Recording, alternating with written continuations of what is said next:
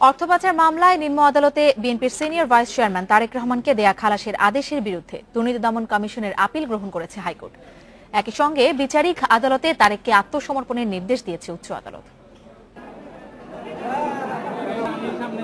অর্থ পাচার মামলায় গত বছরের 17 নভেম্বর ঢাকার তৃতীয় বিশেষ জজ আদালত বিএনপি চেয়ারপারসন খালেদা জিয়ার বড় ছেলে তারেক রহমানকে বেকসুর খালাস দেয়। এই রায়ের বিরুদ্ধে আপিল করে দুর্নীতি দমন কমিশন।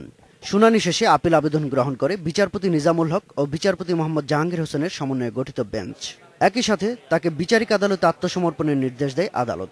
বলেছি যে আমাদেরকে অন্তত একটা সুযোগ দেওয়ার জন্য, যাতে করে আমরা এপিআর করে তার পক্ষে কিছু বলতে পারি। তা আদালত বললেন যে তিনি অলরেডি এইটার সম্বন্ধে আদেশ পাস করে দিয়েছেন, এবং আদালত আরও বললেন যে আমরা সাধারণত এই ধরনের আদেশই দিয়ে থাকি।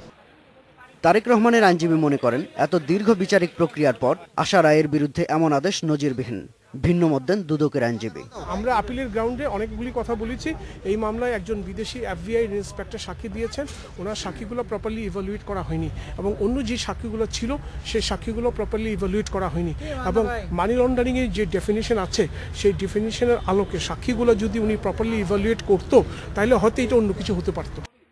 তবে বিচারিক আদালতে আত্মসমর্পণের পর যেন তারেককে জামিন দেওয়া হয়, এমন নির্দেশও আদালত দিয়েছে বলে জানান দুদকের আইনজীবী। একই মামলায় তারেকের ব্যবসায়ী বন্ধু গিয়াসউদ্দিন আল মামুনকে 7 বছরের কারাদণ্ড ও 40 কোটি টাকা জরিমানা করে বিচারিক আদালত। শাহাদাত স্বপন, ইন্ডিপেন্ডেন্ট নিউজ, ঢাকা।